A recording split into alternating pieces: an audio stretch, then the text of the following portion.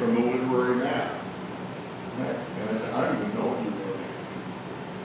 He said, it's a book called People of the Lie. His second book. And I said, well, what about that book? He said, in that book, he said, you know what I wrote about? I spoke about exorcisms. And that I had been asked to participate in exorcisms. And that I did so because I believe that if a person believes they are infested with an evil spirit, that spirit becomes real. And I said, well, what do you mean people of the lie? And he said, when people start telling themselves a lie, and it goes from a lie to a story they tell, to a belief that they hold, to a sermon that they preach and teach, they become evil. Folks, my closing here today is tender, sweet, and very real for me. It comes from a little girl who's no longer little. She'll be a senior next year. She has cerebral palsy. And recently, without naming her or the family for obvious reasons, she set up an appointment by herself with the principal. And she took her wheelchair and she wheeled herself into the principal's office. And she said, I need to ask you to make something stop. And the principal looked at her and said, you know, Wendy, tell me what? And Wendy said, there are 3 8th graders who know that I come late to lunch every day. So I'm away from the crowds and because I don't wait in line. And they look for me. And then they come up in front of me or behind me and they go like this. How are you, Wendy? And there. She said, it really hurts and you have to make it stop. And the principal said he found himself tearing up. And he said, I will do something about it. And she said, what are you going to do? Because they learned that from our president. Remember, that was an interview that took place in New York, where one of the reporters who had cerebral palsy was mocked. It was the person whom Meryl Streep mentioned at the Golden Globes was the worst performance of her lifetime. If she was mediocre, that was the worst. Now, I don't want to single out, I'm not talking Republican, Democrat here, you know that. I'm not talking conservative liberal here today. You know that in your heart of hearts. This is wrong. This stuff that is happening is wrong. Embracing a leader like that man in North Korea who has done more damage and destruction to his people, it's wrong. And we, my friends, in church and family, we have to start speaking up. We have to start speaking the truth.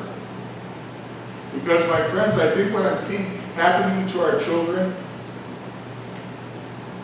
is that they're wondering whether there's evil here. And they are wondering where the leaders are, and where are the adults, and where are the grown-ups.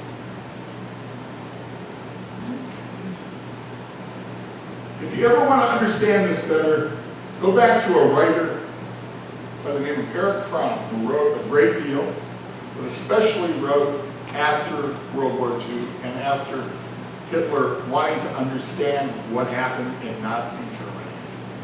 How was it that Nazi Germany came to be, and how was it that the entire Lutheran Church went silent? And he came with a conclusion saying, you know, there's a choice in the individual's life between good and evil, and there's a choice as a culture between biophilia, the love of life, and necrophilia, the love of death. And when you lie, you are saying loudly and clearly that you don't believe the truth matters anymore. When you participate in a lie with your silence, you are participating in evil. And as Hannah Arendt said loudly and clearly, that's the seed. That's why we do so much small talking. Because we call them little white lies. But they're not. They're just not. We all do it. We all do it. I know I do it, and I do it often. I also happen to have a son who has a PhD in calling his dad out on anything that he says that he knows is true.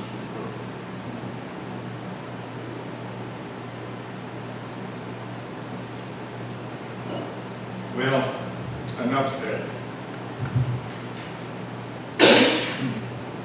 You have to love a group of kids playing pretend, getting ready to see the Black Panther.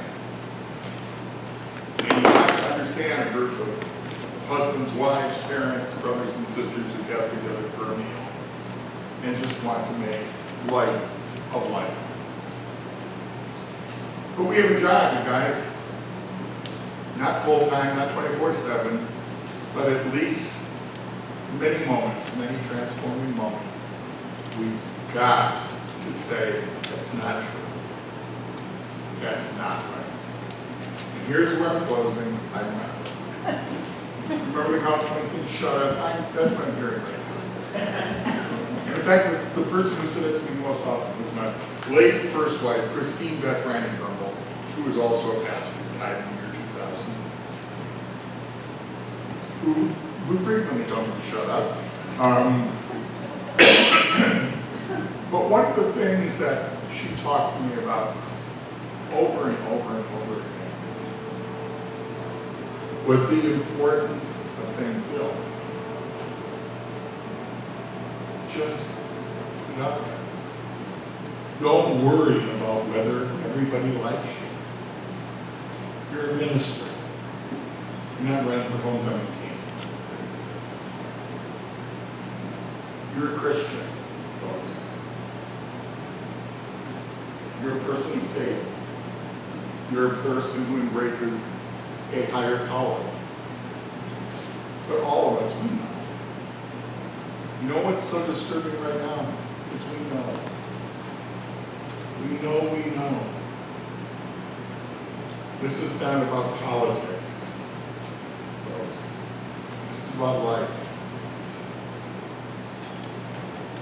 Our children, our grandchildren, and our great-grandchildren are going to be dealing with the issue of extinction. You know it, I know it.